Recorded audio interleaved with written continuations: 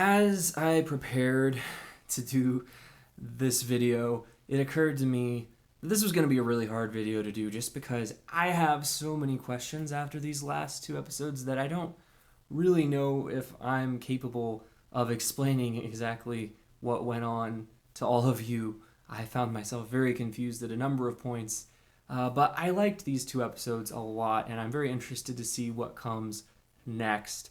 I feel like either of these episodes could have been released one at a time on a weekly basis, and there was enough there that I wouldn't have complained too much.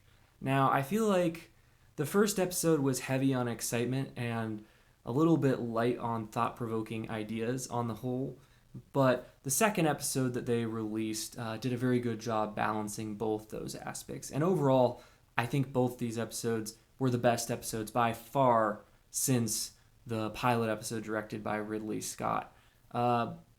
Lost Paradise, it had a number of visually stunning scenes. I thought in particular the way that they shot the scene between Mother and the creator and the way that this scene played out, it was full of tension, but it was also just very, very visually striking. I kind of had said there's been a little bit of a visual monotony to this show since the first episode, but this sequence I thought was very interesting, visually speaking, not because of the nudity, but because of the way that they were shooting the encroaching force. And I wasn't entirely clear what is going on here. Again, I had a lot of questions after this episode. Not sure if it's really the creator or if it's really this virus that has infected the machine, or if it's some other force. But it was a very, very interesting scene. Marcus's plan this episode, it was interesting because it felt as though a lot was happening. There was a lot of tension, a lot of exciting action moments, a lot of gore and suspense, and a lot of pretty tense moments. But on the whole, when you think about it, nothing much really happened because nobody actually died that we cared about. But in fairness, Ridley Scott has this tendency to kill off his best characters in the middle of his films. For example, I would argue that he killed off his best characters in Prometheus and Alien Covenant, both about halfway through the film. So I'm glad that Mother and Father are both still with us and that all the characters are still in play. And I think the writers had to work really hard to come up with excuses for these characters that really have no reason to hold back not to kill each other. I was particularly concerned when Father was dragging himself away after being shot. I really was not ready to lose this character. I felt that even if they had seemingly finished him off, there was probably a way to resurrect him since he is an android, and androids are a lot easier to resurrect than normal human characters. But I was still concerned. Overall, this scene kind of felt like he was being shot with a paintball gun while they were being shot with a real gun, so it didn't entirely seem like a fair fight, which kind of made the tension a little less heightened. But I was overall concerned for his well-being more than any other character this episode, because I didn't really think that Mother could possibly die. I was also concerned for Marcus, because I've since the beginning of this show felt that Travis Fimmel might not be in this show for the long haul. But again, nobody died, just nameless side characters. So I was actually okay with that because they managed to manufacture enough tension to keep things interesting the whole time. The kids have started to pick sides, and it's really interesting to see the dynamic between Campion and Paul playing out and to see what causes conflict between them. There was an interesting scene where they talked about, how they could believe different things and still be friends, which is something that I think people struggle with a lot of the time in real life. We can't disagree about TV shows and still be friends sometimes, I have found. So much worse matters of religion, where everyone, whether they will admit to it or not, has a very strong opinion and a horse in the race. And this is kind of a message that I feel like a lot of Ridley Scott films have had, which is, why can't we just all get along and just let each other believe what we want to believe?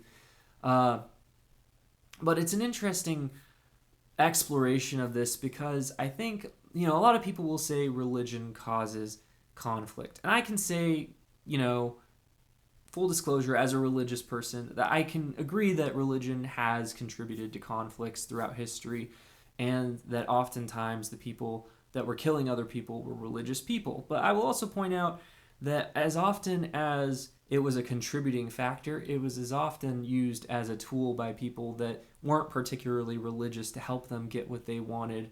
It was a tool that they used to get what they wanted, whether it be conquering land or being able to persecute other people. And a lot of the things that people have used religion to accomplish have no basis in what the religion itself teaches, oftentimes. But I can understand this is a dicey thing. But I felt like it was important here that they showed that Campion and Paul, the conflict between them ultimately did not come about because of their differences in religion. It came about for completely different reasons, which I think is an important thing to realize, is that just because religion and political beliefs and all these other aspects go away doesn't mean that people will no longer have conflicts. There's still going to be conflicts for other reasons, whether it be resources or just differences of other kinds. There's still going to be conflict, in my opinion. I do feel that the prophecy of the orphaned boy in the strange land, or whatever the prophecy however it goes, I feel like this is one of the weaker elements of the show. I've heard a lot of people point out that this is a, kind of a classic staple of sci-fi stories, such as, lots of examples, but I feel that it isn't really a great source of tension for this story. There's really seemingly only three possibilities. It seems like it could be Campion, it could be Paul, or it could be Marcus. At this particular moment, I'm leaning towards Campion still, because I think that they have cast enough doubt in our mind that it could be Paul or Marcus, just so that we don't think it's him. But I think that the story started with him, and I think it's probably going to end with him. I find it interesting that Tempest seems to have been won over to Mother's side, and that she is her greatest advocate in these episodes, perhaps. There were some really, really creepy moments that I found very, very chilling. The scenes with the drawings, it's really unclear why these characters are having visions of people that are dead, but they clearly want Campion to kill himself, so clearly not a benevolent being, whatever it is that's causing these visions.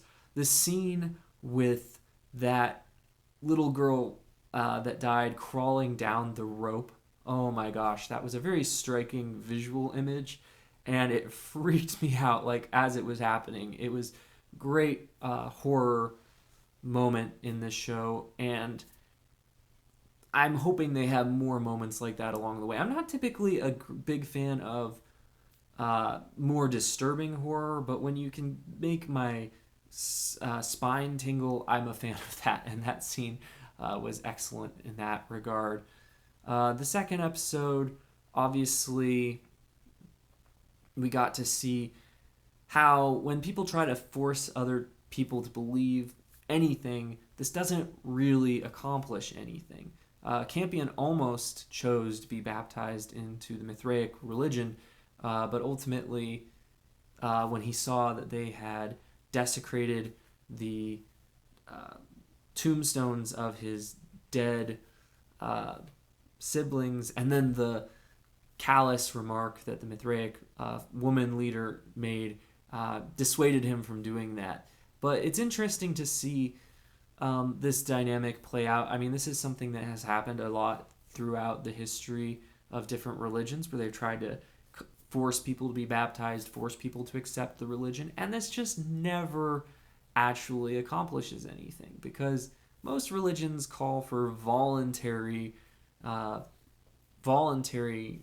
joining of that religion anyway. So I don't know why so many religions have done this. It's pretty boneheaded. Big question I have no idea what's going on with Marcus and himself. he started having these visions obviously early on, and there's a little bit of a concern that he's going to eventually end up killing his wife because that's what he saw himself doing in a vision. And there was that tension this episode when we saw him with the knife, that was going to happen right there and then. But whether it happens eventually or not at all, or when it happens, remains to be seen. But there's definitely a fair bit of tension coming from that. And it's interesting, there's not really an explanation yet for why he's having these visions, for why he's being pulled in to this situation. But I definitely find this a weird and interesting twist for the character, because when I initially found out that he was actually an atheist in disguise, I never would have imagined that he would end up kind of being pulled in by this religion due to these visions that he's having. And it's unclear if it's the same source as the visions that Campion is having or that Mother is having in the simulation. But it's definitely a fascinating development that continues to be engaging for me. One other aspect that got investigated a little bit in this episode was in the conversation between Mother and Marcus. It was interesting that they had this discussion, and she basically articulated all the reasons that human beings would be a worse parent than an android. She basically argues that their history, their emotions, all these aspects would doom Marcus to be a bad parent and would doom, by extension, most human beings to be bad parents. And it was interesting because the show has already kind of shown us that Mother has been kind of a bad parent when she was just acting the way that an android would act, and she's had to gain some empathy, gain some emotion, gain some beliefs in her own creator in order to be the best parent that she could be to these kids. And there's kind of been this contrast between her and Father throughout the series. And it's interesting that this discussion is happening because the show is doing a lot of questioning, but it doesn't really seem to be picking sides on a lot of things. It's just asking questions and then kind of walking away. And it's going to be interesting to see in these last 3 episodes, and I'm not sure if they're going to release them all next week or if they're going to release 2 of them or what they're going to do, but it's going to be interesting to see how these themes play out throughout the rest of the season. I have so many questions, and I'm really excited to see where this goes. So those are just my thoughts on this episode. Sorry if I got a little distracted by some topics that are near and dear to my heart, but I hope you enjoyed this review. If you're interested in seeing my reviews of other upcoming shows and movies, please consider subscribing. I'm going to be reviewing Utopia soon, which is going to be a Prime original series, which is a remake of a British series that I had never seen until recently, and I'm checking it out now. It's fantastic. I very much doubt that the Prime original series can meet that level of quality, but I'm interested to find out. And as I said, leave your thoughts on this review and on the show in general in the comments. If you want to explain anything to me, including but not limited to why I'm an idiot, please drop a comment. And as always, you can watch more videos right now.